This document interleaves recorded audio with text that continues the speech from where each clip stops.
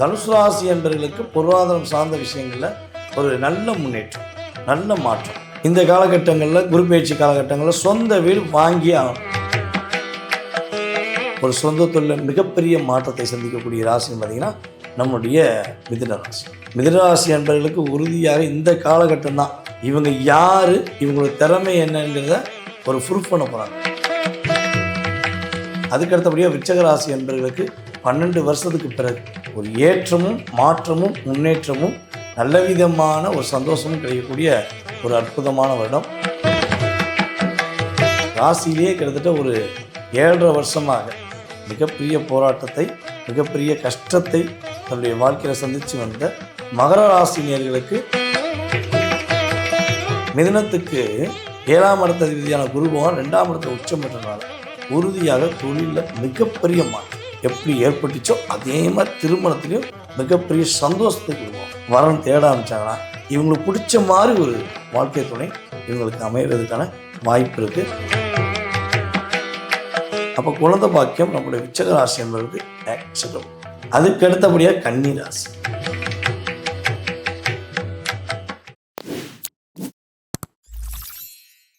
White house நேயர்களுக்கு வணக்கம். இன்னைக்கு நம்ம கூட வாழ்க நலமுடன் ஜோதிடர் டிஜே சுந்தரபாண்டியன் அவர்கள் தான் இணைஞ்சிருக்காரு. இப்போ குரு பயிற்சி தொடங்க போகுது. ஸோ குரு பயிற்சி எந்த ராசிக்கு பலன் கொடுக்கும், எந்த ராசிக்கு கொஞ்சம் ஜாக்கிரதையா இருக்கணும், இதை பத்திலாம் நிறைய விஷயங்கள் பேசலாம். வாங்க. வணக்கம் சார். வணக்கம் மேடம். சார், இப்போ குரு பயிற்சி ஜூன் 2ஆம் தேதி வரப்போகுது. ஸோ எந்த ராசிக்கு ஒரு நல்ல ஒரு வரவேற்பா இருக்கும் இந்த குரு பயிற்சி? அதாவது ஃபர்ஸ்ட் பெஸ்ட்டாக இருக்கக்கூடிய ராசி பார்த்தீங்கன்னா ரிஷபராசி. ரிஷபராசி என்பவர்களுக்கு இந்த குரு பயிற்சி ஒரு மிகப்பெரிய மாற்றங்களையும் மிகப்பெரிய ஒரு முன்னேற்றத்தையும் கொடுக்க போது. உறவுனா என்ன, அந்த உறவுடைய தன்மை என்ன, மிகப்பெரிய அன்பை எதிர்பார்த்து காத்திருக்கிற ரிஷபராசிக்கு ஜாக்பாட் அப்படின்னு சொல்லலாம். அதாவது அன்பின் ரீதியாக மிகப்பெரிய ஒரு என்ன சொல்கிறேன், எழுச்சின்னு சொல்லலாம். அந்தளவுக்கு ஒரு மாற்றம் உண்டு. ஸோ அதுக்கடுத்து பார்த்திங்கன்னா மிதுன ராசி என்பவர்களுக்கு குரு பகவான் 2ஆம் இடத்துக்கு போகிறது ஒரு பொருளாதாரம் சார்ந்த விஷயங்களில் ஒரு மிகப்பெரிய மாற்றம், மிகப்பெரிய முன்னேற்றம். அதுக்கு அடுத்தபடியாக பார்த்திங்கன்னா நம்முடைய கன்னி ராசி என்பவர்களுக்கு தன்னுடைய சிந்தனைகளும் தன்னுடைய செயல்பாடுகளும் சிறப்படையக்கூடிய ஒரு அற்புதமான ஒரு காலம் சொல்லலாம். அதுக்கடுத்தபடியாக விருச்சிக ராசி என்பவர்களுக்கு 12 வருஷத்துக்கு பிறகு ஒரு ஏற்றமும் மாற்றமும் முன்னேற்றமும் நல்ல விதமான ஒரு சந்தோஷமும் கிடைக்கக்கூடிய ஒரு அற்புதமான வருடம். அதுக்கடுத்தபடியாக ராசியிலேயே கிட்டத்தட்ட ஒரு 7.5 வருஷமாக மிகப்பெரிய போராட்டத்தை, மிகப்பெரிய கஷ்டத்தை தன்னுடைய வாழ்க்கையில் சந்தித்து வந்த மகர ராசினியர்களுக்கு இந்த குரு பயிற்சியானது மிகப்பெரிய ஜாக்பாட்னு சொல்லலாம். அவங்க தொட்டதெல்லாம் வெற்றியாகும். எந்த விஷயத்தில் அவங்க இப்போ கொஞ்சம் காத்திருக்காங்களோ அந்த விஷயம் அவங்களுக்கு அப்படியே கிடைக்கும். அதுக்கு அடுத்தபடியாக பார்த்திங்கன்னா மீனராசிக்காரங்க. இந்த மீனராசிக்காரங்களை கேட்டிங்கன்னா கிட்டத்தட்ட இப்போ எப்படி இருக்காங்க மட்டும் கேட்டிங்கன்னா ஒரு மணி நேரம் அவங்களுடைய பிரச்சனையை சொல்லி முடிக்காகும். ஸோ அப்படிப்பட்ட மன அழுத்தத்துடன் ஜென்மத்தில் சனி பகவான் அமர்ந்திருக்கனால நிறைய போராட்டத்தை சந்திக்காங்க. ஸோ அந்த போராட்டம் இல்லாத வாழ்க்கை நம்முடைய மீனராசினியர்களுக்கு குரு பகவான். குரு பயிற்சியில் காசை பற்றி கவலையே பட தேவையில்ல, காசு அப்படி கொட்டும் அப்படின்ற ராசி என்னென்ன? அதாவது குரு பகவான் பார்த்திங்கன்னா நம்முடைய கடகராசிக்குள்ளே வர.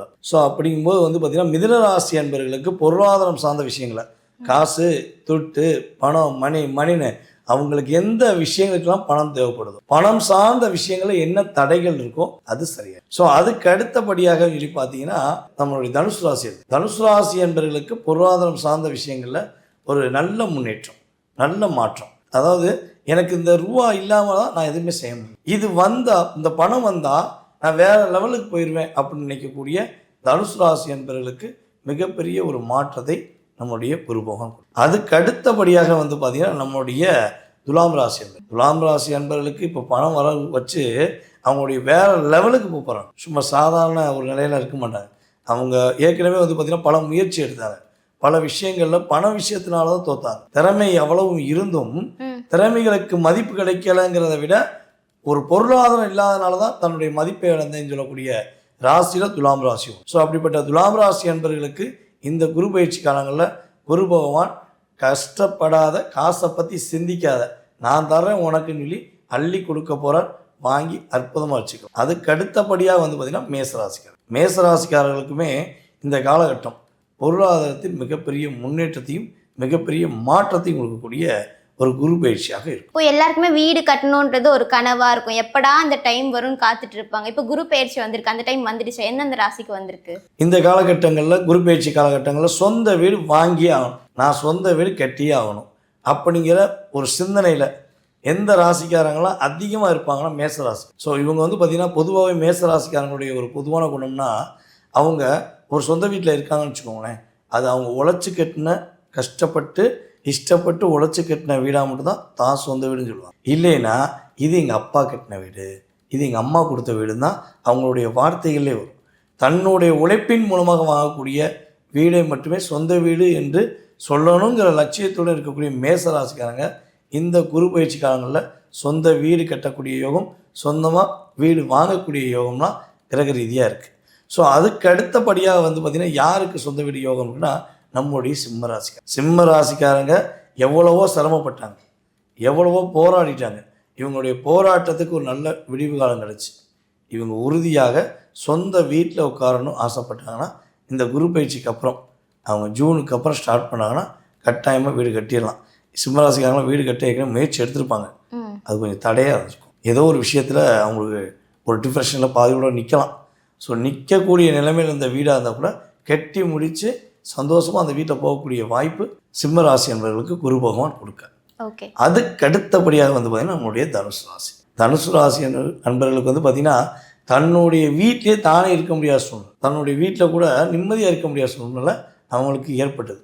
இப்போ அவங்களுடைய சொந்த உழைப்பில் அவங்க கட்டாயமாக சொந்த வீடு கட்டுவாங்க, சொந்த வீடு வாங்குவாங்க. அந்த வீட்டை உள்ளே போனப்பறம் தான் அவங்களுக்கு ஒரு மன நிம்மதி இருக்குதுன்னு சொல்லக்கூடிய அளவுக்கு அவங்களுக்கு பிடிச்ச மாதிரி வீடு கட்டும். இப்போ நமக்கு வீடு கட்டினாலும் சரி, பணம் வரணுனாலும் சரி, அதுக்கு ஒரு தொழிலோ இல்லை வேலையோ முக்கியம். ஸோ அந்த மாதிரி வந்து தொழில் வைக்கிறதுக்கோ இல்லை தொழிலில் வந்து முன்னேறதுக்கோ இந்த மாதிரியான ஒரு இம்ப்ரூவ்மெண்ட் எந்தெந்த ராசிக்கு இருக்குது? குரு பயிற்சி காலங்களில் நான் கட்டாயமாக சொந்த தொழில் தான் பண்ணுவேன். என்னால் வேலை பார்க்க முடியல, வேலை பார்த்து நான் அடுத்தவனுக்கு உழைச்சி ஓடா தேஞ்சு போயிட்டேன். என் உழைப்பை வாங்கி கொண்டு என்னை வந்து கொஞ்சம் கூட ரெஸ்பான்ஸ் பண்ணலை அப்படின்னு நினைக்கக்கூடிய நம்முடைய மேசராசி என்பது உறுதியாக சொந்தமாக தொழிலில் அமோக வெற்றி பெறுவதற்கான வாய்ப்பு. ஏற்கனவே தொழில் வச்சுருக்காங்க, தொழிலில் தடுமாற்றம் இருக்குது, தொழிலை விட்டு போயிடலாமா இல்லை விட்டுறலாமா, வேலைக்கு போயிடலாமோ அப்படிங்கிற ஒரு கவலையில் இருக்காங்கன்னா இப்போ இந்த குரு பயிற்சிக்காரங்கள அவங்க தொழிலில் ஒரு ஸ்டாண்டர்ட் ஆகும். தொழிலில் அவங்களால முடியாது ஒரு விஷயம் கிடையாதுன்னு நினைக்கக்கூடிய அளவுக்கு நம்முடைய மேசராசி என்பவர்களுக்கு குரு பகவான் கொடுக்கப்படும். ஸோ அதுக்கு அடுத்தபடியாக ஒரு சொந்த தொழிலில் மிகப்பெரிய மாற்றத்தை சந்திக்கக்கூடிய ராசின்னு பார்த்திங்கன்னா நம்முடைய மிதுன ராசி. மிதுன ராசி என்பவர்களுக்கு உறுதியாக இந்த காலகட்டம் தான் இவங்க யார், இவங்களோட திறமை என்னங்கிறத ஒரு ப்ரூஃப் பண்ண போகிறாங்க. ஏன்னா இவங்க எல்லாருக்குமே கற்றுக் கொடுத்துக்கிட்டே இருந்தாங்க, வேலையாக இருக்கட்டும் தொழிலாக இருக்கட்டும். நான் கற்றுக்கிட்டதை அப்படியே கற்றுக்கோ அப்படின்னு சொல்லி கொடுத்தவங்க தான் இவங்க. சொல்லி கொடுத்த குருவே தூக்கி போட்டு போனவங்க தான் மற்றவங்க.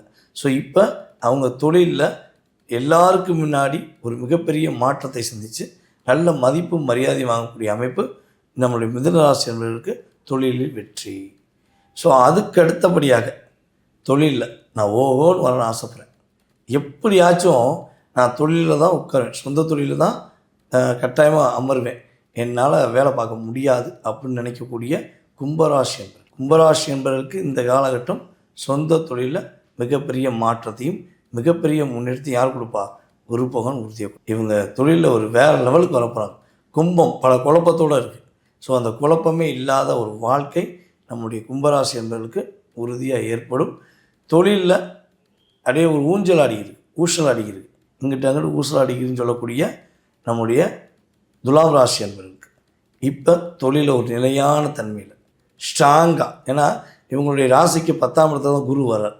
ஸோ அப்போ தொழிலில் மிகப்பெரிய ஸ்ட்ராங்காக நான் யாருன்னு ஒரு முத்திரை கொடுத்தே ஆவேன்னு நினைக்கக்கூடிய நம்முடைய துலாம் ராசிக்கு குரு பகவான் ஒரு மிகப்பெரிய மாற்றத்தை, அவங்க லெவலே வேறு லெவல் அப்படின்னு ஒரு தொழில் இல்லாமல் 4 தொழில் செய்யக்கூடிய அளவுக்கு அவங்களுக்கு ஒரு பக்க பலமாக 10ஆம் இடத்தில் அமர்ந்த குரு, உச்சம் பெற்ற குரு ஏற்றத்தையும் மாற்றத்தையும் கொடுப்பார் என்பது உண்மை. இப்போ அடுத்ததாக பார்த்தீங்கன்னா ரொம்ப நாளாக கல்யாணமே ஆகலை அப்படின்னு சொல்லுவாங்க, குழந்தை இல்லைன்னு சொல்லுவாங்க.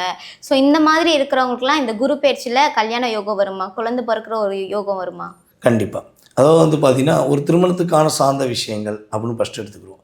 அதாவது நான் நிறைய நாள் எங்களுக்கு வரன் பார்த்துக்கிட்டே இருக்கும், எங்களுக்கு வரனே அமையலை.